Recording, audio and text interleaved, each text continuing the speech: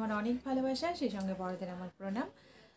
তো আজ আর good morning বলবো না, কারণ মর্নিং আজ আর নেই, আজ হয়ে গেছে নুন। তো গুড নুন, কারণ আজকে এখন বাজে 1টা। আর সকালবেলায় আমার ফোনে আজকে চার্জ ছিল না, একদমই চার্জ ছিল না, 4% চার্জ ছিল। চার্জ না থাকার জন্য দায়ী আমি, কারণ রাত্রে অনেক রাত পর্যন্ত কাজ করেছিলাম, যার জন্য ফোনে চার্জ করা হয়েছিল না, কুড়েমি করে আর বসানো হয়নি। আর সকালে 7:30 থেকে 9:30 পর্যন্ত নাকি কারেন্ট ছিল না। এবার সকালবেলায় উঠে বাথরুমে গিয়ে দেখি জল শেষ, দাদাদের ট্যাঙ্কিতেও জল নেই, এদিকে টাইমের জলটাও আসেনি। মানে বুঝতেই পারছো কি শোচনীয় অবস্থা। ঘরে যে জল তোলা থাকে সেই জল দিয়ে কোনো মতে ব্রাশটা করে পড়তে গেছি। তো এই হলো কাণ্ড। এর আগেও হয়েছে 2-1বার এরকম কাণ্ড। দাদাকে আমি বলি যে তুলে রাখতে, কিন্তু দাদারও হয়তো মনে নেই, যাই হোক হবে কিছু একটা। তো যাই হোক, জল ছিল না। তো সকালবেলায় দিনটাই খিচিবিচি দিয়ে শুরু হয়েছে, জানি না এরপরে কী হবে না হবে। তো ভেবেছিলাম আজ ব্লগ করবো না, কারণ চোখ জ্বালা করছে, ঘুমটাও সকালবেলায় ঠিকঠাক হয়নি। সকালবেলায় মোটামুটি তোমার 6:30টার সময় বলেছিলাম জিজুকে ডেকে দিতে, ও আমাকে 6:30টার সময় ডেকেও দিয়েছিল, আমিও অ্যালার্ম দিয়ে রেখেছিলাম 7টার সময়। তো ওই 6:30 থেকে মোটামুটি ঢুলছি, শুয়ে শুয়ে ভাবছি উঠবো, আবার বসে বসে আধ ঘন্টা মতো ঝিমোলাম, বার্ড ফ্লু মুরগির মতো। তো ঝিমানোর পরে তারপরে উঠে নিজের কাজবাজ করে আবার ছুটতে ছুটতে পড়তে গেলাম। আমি 1:30 থেকে পড়া ছিল।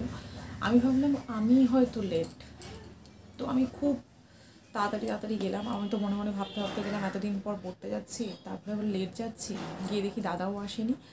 আর আমাদের যে বন্ধুবান্ধব আমরা যে কজন যাই তার একজনও আসেনি।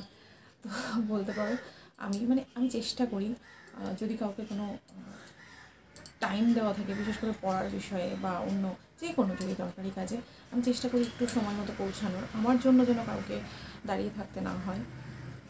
কিন্তু আমাকে রোজ ওখানে গিয়ে কম বেশি একটু বসে থাকতেই হয়। তো যাই হোক, সেটা কথা নয়, সবার সব রকম হয় না, প্রত্যেকেরই কিছু না কিছু প্রবলেম থাকে, সেই জন্য দেরি হয়েই যায়। আর এই বয়সে এসে পড়াশোনাটা চালানো সবার পক্ষেই একটু দুর্বিষহ বলতে গেলে।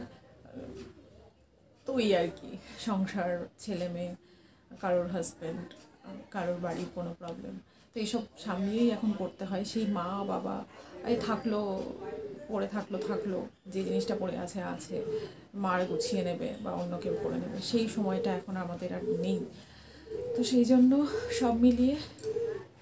সবটা সামলিয়েই কম বেশি সবাইকে করতে হয়, তাই একটু দেরি হয়েই যায়। তো এই হলো ব্যাপার। তো অনেক বকবক হয়ে গেল, অলরেডি শুরু করেই 4 মিনিট বকবক করে নিলাম তোমাদের সঙ্গে। দেখো, জীবর কিছু জামা কাপড় কেচেছি, ওপরে রেখে গেছিলো, মানা করেছিল কাচতে, কিন্তু আমি কেচে দিয়েছি, না কেচে তোলা যায় না জামা কাপড়। তো ওই জন্য ছাদে যাবো মেলতে, জামা কাপড়টা মিলে এসে রান্না করব। আমার গুড নাইটের অয়েলটা শেষ হয়ে গেছিলো, তো জিবু যাওয়ার পর আমি আর বেরোইনি, তো আজকেই বেরোলাম। তো আসার পথে সমবায়িকাতে ঢুকেছিলাম, তো সেখান থেকে ধূপকাঠিটাও দুদিন কাজ না হলে, মানে টিউশন না থাকলে আর সেই রকম কোনো বড় কাজ না হলে আমার ঘর থেকে বেরোতে ইচ্ছে করে না, এই একটা ব্যাপার। আমার একটা পিসি মেয়ে আমাকে বলতো আমি নাকি ঘর কোনো মেয়ে, তো ওই আর কি, সেই রকমই খানিকটা কখনো কখনো বেরোতে ভালো লাগে। আর সার্ফ এটা নিয়ে এসেছিলাম, এটা গুড নাইটের অয়েল, ভাবছিলাম ডাবল প্যাকটা নেব, কারণ ওটা নিলে অনেকটা সেভ হয়। আর একটা চকলেট এনেছি, কারণ মাঝে মধ্যেই না কিছু খাবার ক্রেভিং হয়। কাল রাত্রিবেলায় মনে হচ্ছিল কিছু একটু খাই, কী খাবো বুঝতে পারছিলাম না। লাস্টে রাত 1টার সময়, 1টার সময় কিশমিশ ধুয়ে খেয়েছি, এত খিদে পেয়ে গেছিলো। তো যাই হোক, বক অনেক হলো। তো ভাবলাম ছাদে যাওয়ার আগে ঠাকুরকে একটু ধূপকাঠিটা দিয়ে যাই, কারণ 2 দিন ধরে ধূপকাঠিটা শেষ হয়ে গেছে। আর জিপু যাওয়ার পর আমি একদিনও বাইরে যাইনি, যার জন্য আমার ধূপকাঠি আনাও হয়নি আর ঠাকুরকে দেওয়াও হয়নি। সত্যি কথা বলতে ঠাকুরকে ধূপকাঠি ছাড়া আমি কিছুই দিই না। ঠাকুরকে 12 বছর আগে আমি বলে রেখেছি যে আপাতত যতদিন না আমি স্থায়ী হচ্ছি ততদিন আমি তোমার এরকমই সেবা করব। তো তুমি আমার ভুল ত্রুটি যা কিছু আছে সব ক্ষমা করো, আর আমার ভক্তিটুকুই শুধু নিও। ফুল জল আমি তোমাকে এখন দিতে পারবো না। এমন নয় যে হয়তো দিলে হয়তো দেওয়া যায়, কিন্তু আমার সত্যি কথা বলতে হয় না। আর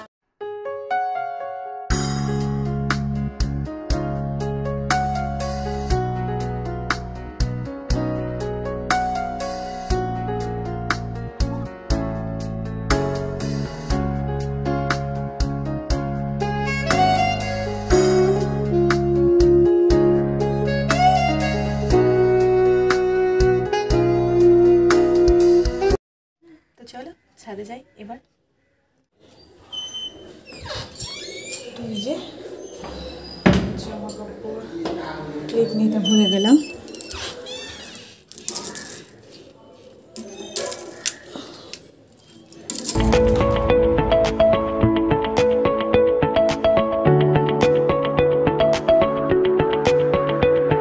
এই যে প্রথম তোমাদের জেঠিমাদের ছাদে নিয়ে এলাম। এটা হলো জেঠিমাদের ছাদ।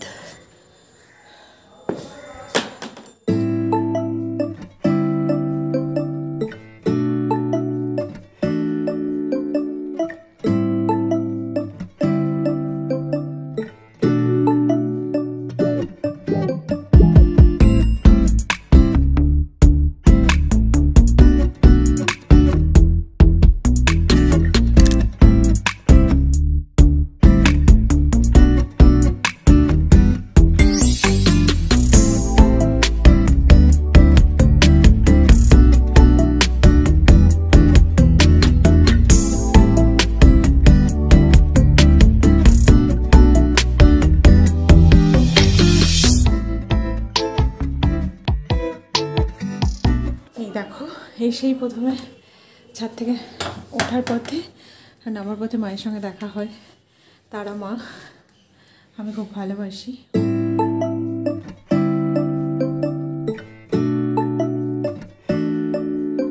ভেবেছিলাম শুধু আলু সিদ্ধ আর ভাত করবো, তো কাকু আসলো বলে কুমড়োটা নিতে পারলাম। দেখলে তোমরা ওই কাকুর কাছ থেকেই কুমড়োটা নিলাম আর একটু ধনেপাতা নিলাম।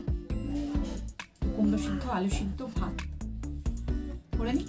সেদিন নিজেকে গাল দেওয়ার জন্য আজকে মনে হয় একটু ভালো ভাত রান্না করেছি। দেখো আজকে ভাতটা কি দারুণ হয়েছে, আমার পছন্দ। আমি খুব একটা শক্ত ভাত খাই না, নরম ভাত আমি পছন্দ করি, কিন্তু খুব নরম হয়নি, একদম ঠিক। কুমড়ো সিদ্ধ, আলু সিদ্ধ, একটু পেঁয়াজ আর একটু কাঁচা লঙ্কা আর ভাত।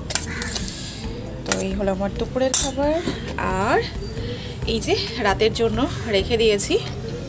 আর এটা হলো আমার ডাইনিং টেবিল, আমি ওখানে বসি আর ওখানে রাখি, রেখে খাই। তো খেতে বসে গেছি।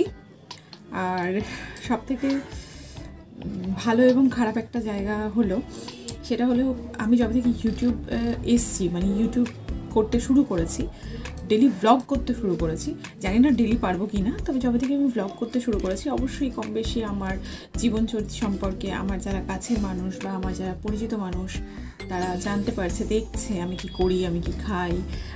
তো মোটামুটি বিশেষ করে আমার বান্ধবী চুমকি, ও একদম ক্লাস 5 থেকে ওর সাথে আমার বন্ধুত্ব। সেদিন যার বাড়িতে গেছিলাম ও তো আমার খাওয়া শুনেই কষ্ট পেত যে আমি কি খেয়ে থাকি যখন জিবু বাড়িতে থাকে না। জিবু বাড়িতে থাকলেও আমাদের খাওয়ার আড়ম্বর খুব একটা নেই, যেদিন হয় সেদিন হয়, যেদিন হয় না সেদিন হলোই না, কাজ পারপাসে সারাদিনটাই কাটিয়ে দিলাম। তো এখন আমি জানি আজকে আমি যেটা খাচ্ছি সেটা দেখেও ওর কষ্ট হবে। কালোর সাথে কথা হয়েছিল, তো কষ্ট পাচ্ছিল। কাল আমার চাই না কেন একটু মিষ্টি খেতে ইচ্ছে করছিল, ওই জন্য আজকে চকলেটটা নিয়ে এসেছি। তো আজকেও দেখে বেচারি কষ্ট পাবে যে আমি এটা খাচ্ছি। বছরে 3 মাস, আমার বর যেহেতু 2.5 মাস ছুটি পায় বছরে, তো 3 মাস, খুব বেশি হলে 3 মাস কি 3.5 মাস মতন আমার খাবার দাবারটা একটু অন্যরকম হয়। বাকি দিনগুলো আমার এরকমই চলে। আর আমার খুব একটা প্রবলেম হয় না, আমি এক তরকারি ভাত খেয়ে সন্তুষ্ট থাকি। আমার বিশাল কিছু দরকার আড়ম্বর সেরকম কিছু নেই। পেলে ভালো, না পেলে আরও ভালো, কারণ পেলে পরে অনেক খাওয়া হয়ে যায়। এই যে বর বাড়ি এসেছি, পেটটা বড় হয়ে গেছে, খিদে তো তাড়াতাড়ি পায়। আর যখন পাই না তখন না খেতে খেতে অল্প খাই, একদম আমার মনে হয় শরীরটাও ঠিক থাকে, নিজেকেও একটু মেনটেন করে রাখতে পারি। আর যদি টানা আমি এরকম খাই তাহলে আমাকে দেখতে হবে না, পুরো কুমড়ো হয়ে যাব আমি। বেশি না, 1 বছরের মধ্যেই কুমড়ো না হলেও পটল হয়ে যাব, এটুকু ঠিক। তো যাই হোক, অনেক বকবক করে নিয়েছি, আর বকবক করবো না। আর যদি ভিডিওটা ভালো লাগে অবশ্যই একটা লাইক করো, আর যদি কিছু খারাপ লাগে আমাকে কমেন্ট করে জানিও। আর যদি আমাকে ভালো লাগে তাহলে আমার পাশে থেকো। টাটা, দেখা হবে নতুন কোনো ব্লগে।